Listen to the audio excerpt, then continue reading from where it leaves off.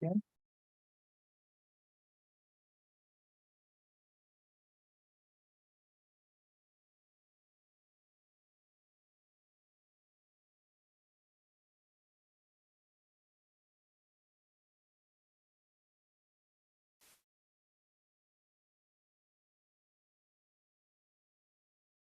Might start in just a second, moment, minute, whichever comes first. 5 o'clock. There it is. And my notes. Need some notes.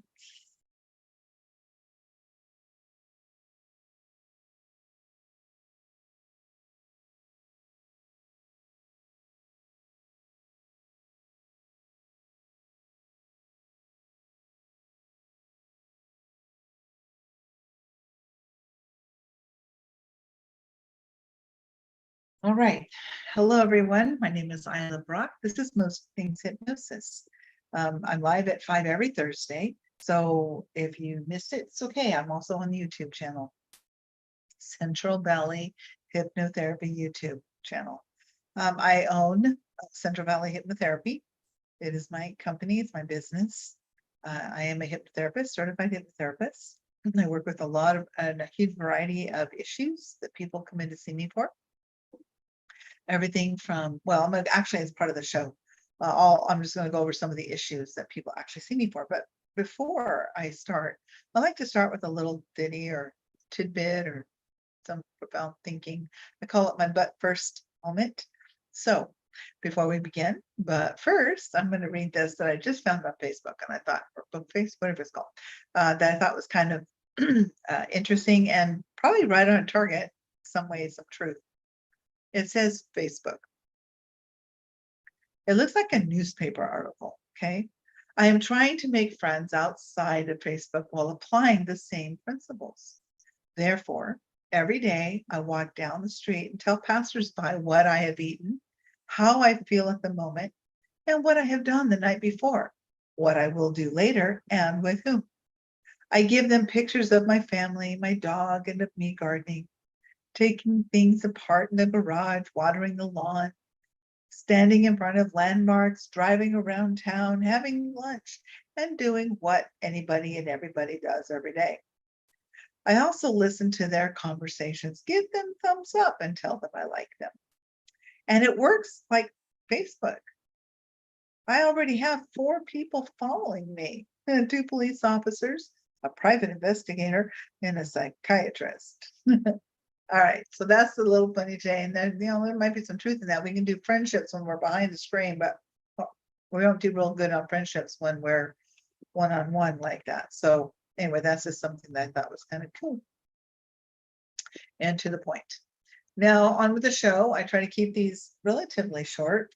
When I say short, I usually mean, try to break this down a little bit. It's not so grainy. Well, it's going to be grainy. I don't know why. It's but my hope is, just a few minutes. Kind of, this is Most Things Hypnosis. Today we'll be talking about hypnotherapy. So backing up against my recliner here. So I asked a question to myself, just kind of like, what are some things that a hypnotherapist might be faced with working with clients? One of the things that can be used for, of course, is weight reduction. I do have a weight reduction program. I'm always in it, if you will. It's called food sobriety. And it's not abstaining from food, but definitely different types of food and different kinds of food and specific foods. So if you ever want to know more about it, you can go to my website, centralvalleyhypnotherapy.com, and just look up services, and you'll see food sobriety, weight care. And it'll explain a lot more detail. If you have any other questions or you don't want to do that, I'll just read it to you and call me. That'll be fine too. Another area that I work with is people who are in anxiety or stress. Now, anxiety apparently is an actual mental disorder that can be diagnosed. So it depends on the anxiety. If they're anxious about getting married, I typically won't need a doctor's referral. But if they are in anxiety because of past traumas, something like that going on in their life, yeah, I'm going to talk to them. Sorry, my computer's moving. I'm going to be talking to them about where their situation is, and if they've sought other help, and try to get, maybe even need a referral. Some situations I will need a referral. My scope of practice is vocational, avocational self-improvement. You'll always have hypnosis in my sessions, or I'll be emailing you over the hypnotics in my sessions. Another area that hypnosis or hypnotherapy can also help with is people to help them overcome insomnia, and teaching them relaxation techniques that will help them change their thought patterns that keep them from sleeping when their head hits the pillow. And I've mentioned this a couple of times to some people in the last week or two, and I'll mention it here. So when you lay down, and some of us experience, many people experience this, your mind just starts to wander everywhere. Then what do you do with it? So my encouragement to you is your mind is using its imagination, and you cannot will yourself to sleep, because willpower is at a conscious level. Imagination is at a subconscious level. So in that thinking, when you lay your head down, your imagination starts to take over and starts to remind you of the 75 things or 175 things that you didn't get done today, or need to do, or will be doing tomorrow. It starts to examine all of it, and you're just like, I gotta sleep and I can't shut it off. So if your subconscious mind wants to use its imagination, I would oblige it. But, and I'm sounding a little condescending, but just check it out. What if you were to make it do something else? Think of something else that has nothing to do with your life. One suggestion: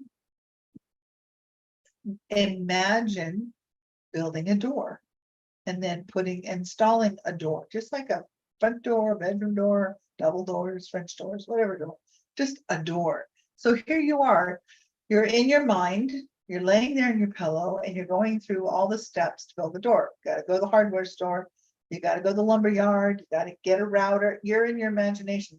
You've got the best of everything. You're imagining all of it, just beautifully done. Or maybe you're supervising somebody else doing it. However you want to imagine it, it's your imagination. But you're building a door, and you're going through the whole process. And every time your little subconscious mind taps you and tries to bring in anything that's not that, you can just tell it, we're using our imagination, but we're doing this, not that. So just follow along, and it's going to try to get you back into the pattern of, craziness. And just keep focusing on building a door while you're trying to fall asleep. Build the door. It could be a desk, a skyscraper, anything, a wall, putting up whatever it is that you need to do. Maybe putting books up on a shelf, whatever, but building something or making something, or a task. And these tasks have nothing to do with your life. So wouldn't that just be a lot easier to take that task, but you're doing it in your mental faculties. You're using your mental prowess, your mental whatever, to gain that distraction, putting off all this over here so that you can focus on that has nothing to do with you. All the thinking that you've been doing trying to get to sleep has everything to do with you. And right now you just want to sleep because there's nothing you can do about all that stuff. So just crash. By the time you get done building the door, usually before, you're tending to already fall asleep. So that's how powerful that could be. Your imagination can be with insomnia in other areas. Another area is fears and phobias, and knowing the difference between the two helps you too. So a fear is something that has a rational reason behind it. Maybe you had an experience. Maybe you're afraid to drive, and you were in a car crash, or you were a passenger in car, whatever. So you might have developed a fear, or maybe fear of flying. You've been on an airplane before, and the turbulence is just enough to, it just makes you crazy. Speaking of turbulence in an airplane, if you've ever been on a boat and wakey water, it's kind of like the same thing in the sky. The air moves, and it's kind of like wakey air. So the airplane was actually designed to handle that, just like a boat is designed to handle the waves. And I'm preaching to the choir here. I mean, flying's not my favorite thing. I'm not terrified of it, but I got a trip coming up in about 8 months, and it's going to be a 30-hour trip with many layovers. So, a lot of turbulence going on. Okay, so that's a fear. A phobia, phobias are things that are irrational, something you may have learned, something your imagination just is not going to let you be not afraid of. So it's an irrational fear. You've never had a problem ever in your life in front of people, but you've never spoken in front of people, never done public speaking. And now all of a sudden you got to do some public speaking and you're nervous. Well, the person who has been laughed at in the past or has a bad experience with public speaking will be, freaked out, probably throwing up and sweaty. The person who has a phobia and has no experience of it will be nervous, but they'll be able to endure, proceed, and continue. And then usually within a few moments, they're fine. Especially if you've studied your topic and you shouldn't have any problems at all. It can help you overcome that kind of thing. And the whole goal here is to reprogram the mind. Excuse me, I'm reading my notes. Reprogramming your own mind to achieve the results you desire. So this is one thing. These are just common issues that come up with hypnotherapy. So here are some common questions people ask regarding hypnotherapy. Let me scroll down here. What is hypnotherapy and how does it work? It's a form of therapy that uses guided relaxation and hypnosis and focuses your attention to help you achieve a state of heightened suggestibility so that you can help change and create and continue with specific goals and issues, either achieving goals or changing your issue from one thing to another. Hypnotherapy is safe and it is considered safe. It's conducted by a qualified, experienced hypnotherapist, me. But just like any farm, make sure you have somebody qualified working. Not a weekend hypnotherapy course, because there's no regulation on it, which I'm thankful for, but I had education that could be regulated. So I'm a good golden there. You want somebody who's qualified, quality work, quality trained. Look for the school that they went to and then investigate that school that they went to. And Sarah, maybe I'm biased, but of the research that I've done, the school I went to is the only one-year program I have ever, seen, I've ever found, I've ever heard of. Every other hypnotherapy program is usually a few weekends or maybe a couple weeks long or whatever. But for 720 hours, that's the longest requirement. That's the requirement. Also, you want to see if that school is accredited. Is your school accredited by an accrediting agency that's recognized by, let's say I'm in California, so the Department of Education, an accrediting agency nationally that's recognized by the Department of Education nationally. So the school I attended to check off all those qualifications. It's called Hypnosis Motivation Institute. It's in Tarzana, California, in the San Fernando Valley of Los Angeles. If you ever want to visit the website, it's hypnosis.edu, and it is the only the only college for hypnotherapy that has the .edu that I have ever found. And you do get an actual diploma. You attend the classes, the live classes. They give you a diploma in clinical hypnotherapy. And I did. And I did make the 720-hour minimum. I actually excelled at that. I had 1,200, almost 1,270 hours of, and it's almost like if I could go back, I'd probably double that just because I didn't want to miss anything. So I went to a lot of workshops. But hypnotherapy is, make sure you're with a qualified person. Side effects, you can't be stuck in hypnosis. You can't affect your moral compass. I'm not here to affect, I'm here to do no harm. So when I work with a client, I'm working with them to help them overcome and to achieve whatever it is they've set out they want to achieve. Areas that hypnotherapy can help with, I've already talked about. It's a wide range of areas, even from, quit smoking, losing weight, pain management, tinnitus, depression. Some of these items do require a medical or mental health professional's referral to me. I have the referral, give it to my client, and they give it to their professional and they sign it, send it back. And it's just an awareness that they are seeking hypnotherapy services for a specific condition. How many sessions does it take to overcome your issue? You know what? It really depends. Some people are fine after one session. Some people think one session is all I need. They really need more.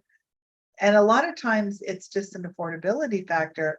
Let me just go and see her once. They think it's like magic. It'll just fix all of it. No, it's a process. I do highly recommend several sessions with a qualified hypnotherapist. My average client will see me 4 sessions, between 4 and 5 sessions. Currently, I have packages that they could get that's a little cheaper than an hourly rate that I charge. You can catch all of that on my website. It's centralvalleyhypnotherapy.com.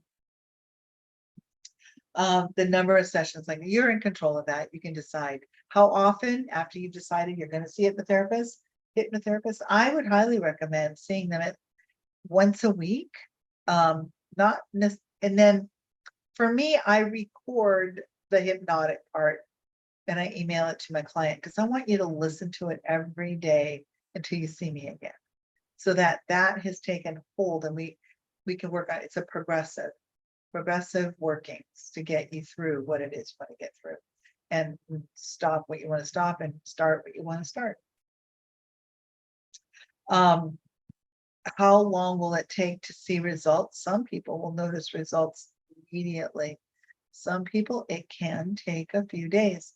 That's why I want to give you the recording so that you can listen to it every day. I want to reinforce what happened here in session. So at home, you put on your headphones, you kick back and just listen to the recording again, as if you were here. Don't be doing it in your car either. In your first session with me, what to expect would be it's 2 hours. The first session is typically 2 hours. And I ask a lot of questions about what's going on. What do you want to accomplish? You've already filled out a form that kind of tells me what you want to accomplish. And so we go over what's on that form. I just kind of fine tune. If you've put 7 or 8 issues down, we're going to go through each one of them in the Q&A part, that first hour, just to find out which one is the one that's the most pronounced in that frontal cortex part of your mind, so that we can work on that, collapse it, and then maybe the others will collapse behind it just because it was the thing holding it up. But we find out. But in the first session, after I've done a nice Q&A, got through, figured out what you're doing, I also will discuss with you the treatment plan or my suggestion, or give you several suggestions. It just depends on what's going on in the conversation. What do you think of this? And how about that? And, we work at it together. I start to convert you into a hypnotic state. I give you a questionnaire. I tell it to you. I ask you the questions. And in that questionnaire, you decide how you're answering. They're usually yes or no questions. And it's a suggestibility questionnaire. It's telling me how your mind takes information. And it's very benign. And you're just answering with a yes or no, with a nod or a shake of the head, if you know the answer. And if you don't answer. But that alone, and then we do some imagery, and then a conversion, which I'm not going to give it away. My conversions are not proprietary. They're not a secret, but I don't want to tell you what it is. You have to come in and experience it for yourself. It's fun and safe. And you'll be very relaxed. Once I have you converted into hypnosis, in the chair next to my desk, I have you walk over to the recliner in a hypnotic state, because you can walk. Put a blanket on you. I get you to recline. Sorry, there's something going on in I don't know what the deal is. And then I start the whole relaxation suggestions that we talked about. You're very relaxed, very, very relaxed. You are in control the whole time. You remain in control during the whole process. You cannot be made to do anything against your will. So I'm never going to ask you to do anything that would be illegal or wrong. Even if it's not against your will, I'm never going to ask you to do it. It's just not my bag. I'm going to be here to help you do better than what you are. That's why you're here to see me. How do you find a qualified and reputable hypnotherapist? Well, you call me, of course. My email is at the bottom of the page there. I don't know. On YouTube, it might be on this side. I think it's flipped. This is on Zoom. It's on this side, but it's somewhere down here. And it's Isla B, ILAHB, like boy or Brock. Isla B at centralvalleyhypnotherapy.com. You can also just go to Google and just Google hypnotherapist in your area and see what pops up. But you want to make sure that they're credentialed, whatever their credentials are, they're sound. Check out the education that they received. I had a client come in that talked about, she's on a Facebook page, and somebody on that Facebook page was mentioning, go ahead and listen to this recording. And when you fall asleep, it's okay because it'll work. And it's not true. Once you fall asleep, your mind can't take in information in your sleep. You cannot be hypnotized in your sleep. And the cost of hypnotherapy really depends on where you're located. If you're in Los Angeles, I believe the hourly rate starts at $250 for a semi-experienced hypnotherapist, maybe 2 years out of school. It goes up from there. I know hypnotherapists who are charging $385 an hour, period, just $385 an hour. They typically will see you for the hour. I'm not that expensive because of the area that I'm in. I don't think that, those are Los Angeles pricings. I don't think that where I'm at in Visalia, California, it would sustain that. So I don't charge anything nearly that high.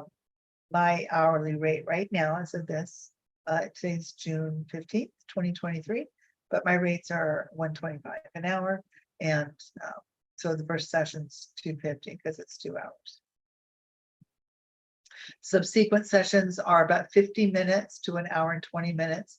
And it really will depend on you and what's going on. And if there's a lot of talking that needs to be vented out, tell me what's happening and seeing where I'm going to go with your hypnosis that day. Then we hit the chair and we go into it right away, and usually out of here within an hour, typically. Any restrictions or contradictions for hypnotherapy? Can you be, if there's mental illness or substance abuse, the whole different area, a different area of Kool-Aid there. Hypnotherapy may not be appropriate for some mental issues without a referral from a mental health professional. We'll get to the mental, then I'll do the substance in a minute. So certain people that have certain types of mental issues, if they really want to do hypnotherapy, I highly recommend going to see your doctor or your mental health professional and discuss that with them, and then call me and I'll help you. But I will need a referral, but as somebody who has a mental issue that is just trying to quit smoking, probably not going to need a referral for that, but it just really will depend. Okay. And then substance abuse. I rarely work with people in substance abuse, not because I don't want to or can't. It's because people who are abusing substances, specifically meth or coke or some sort of Schedule II narcotic, whatever it is, there's a tendency to think that hypnosis is like a magic pill, and it's not. I cannot hypnotize you to just stop. Your body isn't, it's a physical thing too. So I can help you cut down your desire so you don't want to, but it's going to be up to you. You have to be in a program. You need a sponsor. You need somebody by your side through those moments. That's what I would typically advise. So I don't work with a lot of substance because people don't want to do the work. You don't want to feel the pain. And I know it's going to be painful if you try to go through it with a hypnotherapist and no other support group. And that would be a caution to you, person who's trying to get out of substance and into sobriety. If that hypnotherapist isn't encouraging you to seek a secondary support system like AA or other substance abuse organizations, and they're trying to help you by themselves, I'd be very concerned with that, because it takes a village to help somebody out of sobriety and to keep them there. And you have to want to. You're gonna have to want to. So preparation for for mine is I want you to be alert and awake for the whole time. So I always suggest not to eat any carbohydrates before you come in, or if you're coming in the morning, don't eat carbohydrates until after you've seen me. So if you're having a 10 o'clock appointment with me, the last carbohydrates should have been 24 hours before. I don't want you, and carbohydrates, glucose, sugar. I just want you to really ramp up on a lot of protein without carbs. Okay.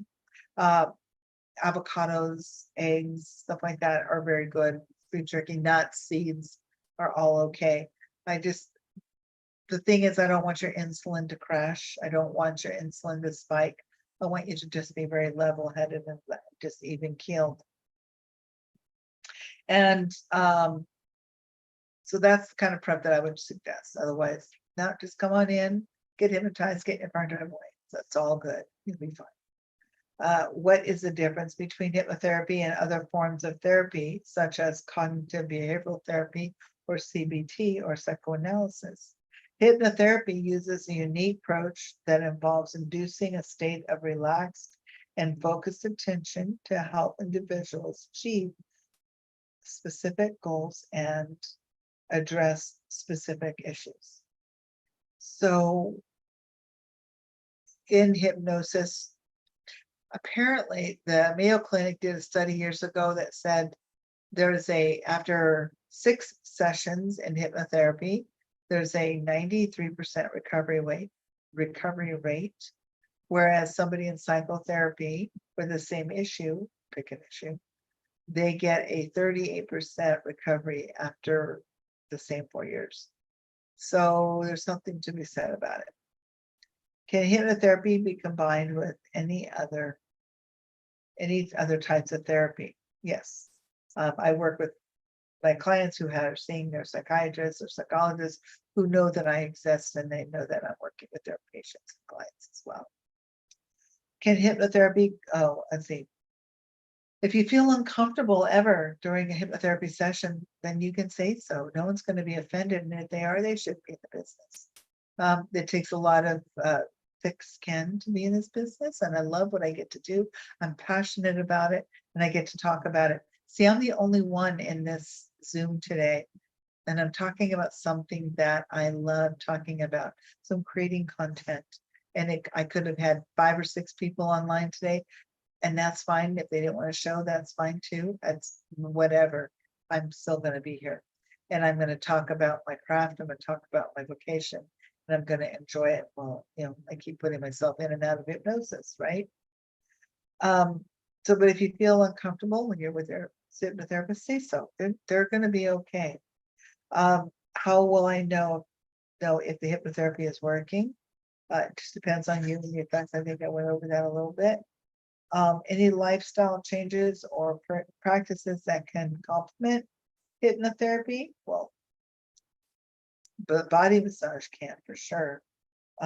Exercise, mindfulness. Let's see, complement hypnotherapy. Other areas could be exercise, healthy diet, and mum's the word on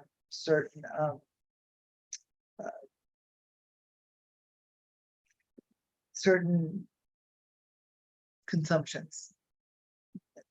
Don't partake in them. Let's see, it can change your lifestyle changes. You can start making your bed from not making your bed, stop eating sugar from eating sugar, smoker to smoke free, that kind of thing. Can hypnotherapy done remotely? Yes, it can, and it has just as much of an effect as if it was in person. So don't ever worry about that. I met with several people during the pandemic over Zoom, even though they were exposed to COVID, but they were fine, but can't go out. So we have Zoom to help us with that. Why didn't I buy stock, right? Let's see, any ethical considerations or guidelines that hypnotherapists must follow? In the state of California, you don't need a license to practice. You just need to make sure you're performing avocational self-improvement, not practicing psychology, and you have hypnosis in every session. The scientific studies of hypnosis, a lot of white papers out there. It is effective. It has been studied for various conditions and issues, and while these studies have been showing positive results, more research is still needed. So, like I said, on a recovery rate, you can get about 93% after 6 sessions, whereas psychotherapy or CBT therapy, you'll get about 38% after 2 years. So the recovery rate's pretty fast, and it really will depend on you.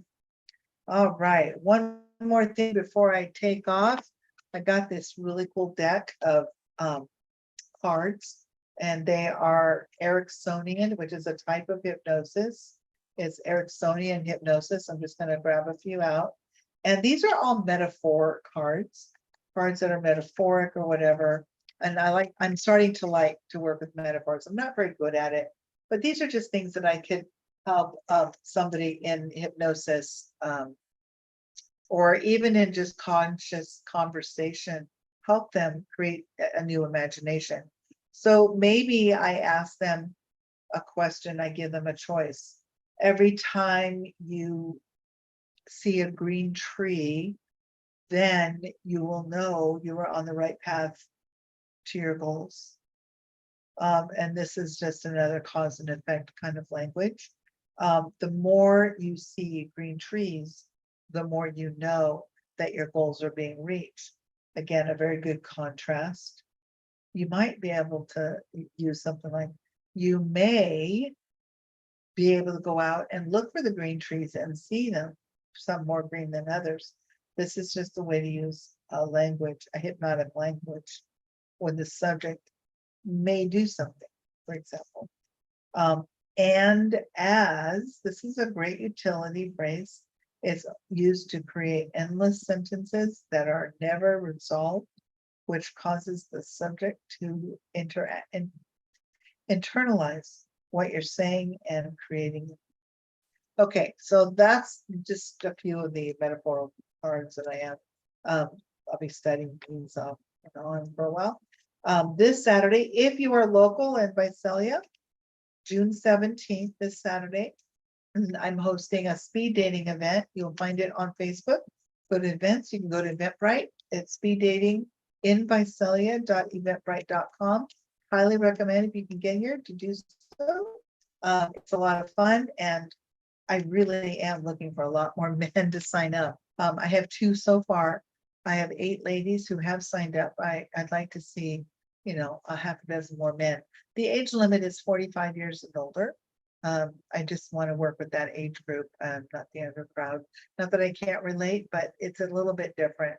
Just depends on, what the circumstances. And I've tried in the past. It doesn't quite work out the way I want it to, or the way it should, or whatever. And I want everybody to have a good time. So it is this Saturday. It's in Visalia. You can go to speeddatinginvisalia.eventbrite.com, or just reach out to me at my email. My name is Isla Brock. This is Most Things Hypnosis, June 15th, 2023. Thank you so much for joining, and we'll look forward to next time. Take care and have an amazing, amazing weekend ahead.